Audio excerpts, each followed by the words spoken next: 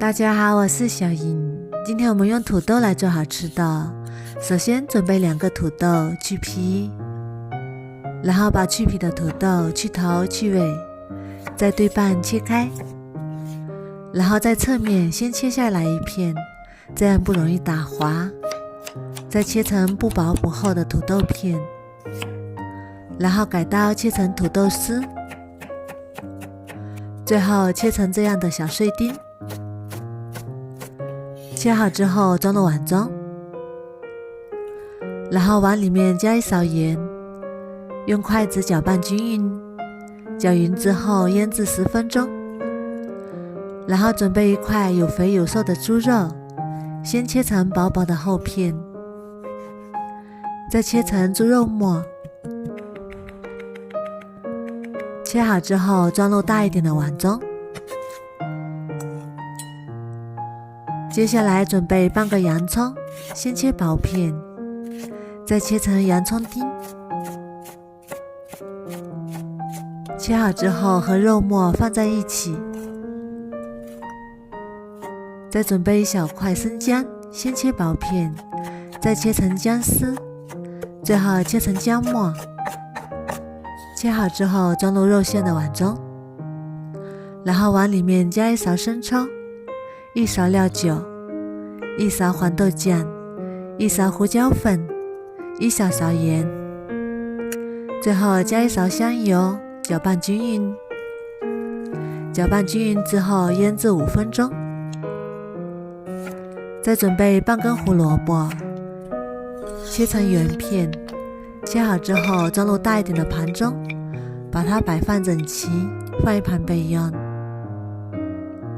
土豆也已经腌出了很多水分，把它倒入纱布里，然后用力挤干水分。土豆汁也不要倒掉，留着等一下有用。再把土豆装入肉馅的碗中，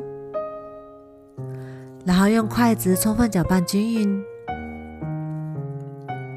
搅匀之后再加1勺土豆淀粉，继续搅拌均匀，搅拌至这样的粘稠度，可以团成丸子就可以啦。然后取一团肉馅，把它团成丸子，像这样就可以啦。再把丸子铺在胡萝卜上。丸子快做好的时候，提前把蒸锅中水烧开，水开之后把丸子放入蒸锅中，盖上盖子，大火蒸15分钟。再来调一个料汁，土豆汁里加1勺生抽，1勺白糖调味，然后充分搅拌均匀，放一旁备用。再准备3瓣大蒜，切成蒜末备用。准备3个小米椒，切成小米椒圈备用。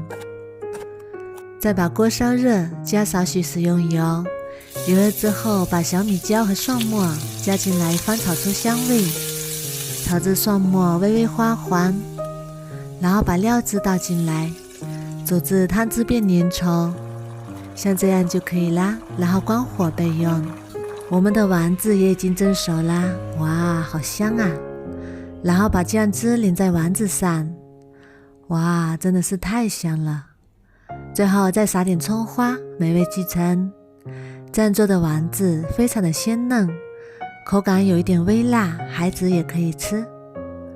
土豆和洋葱的搭配，营养也是非常的丰富，鲜嫩又多汁，真的是太香了。如果你喜欢也试试吧，喜欢我的视频就关注我吧，谢谢您的支持。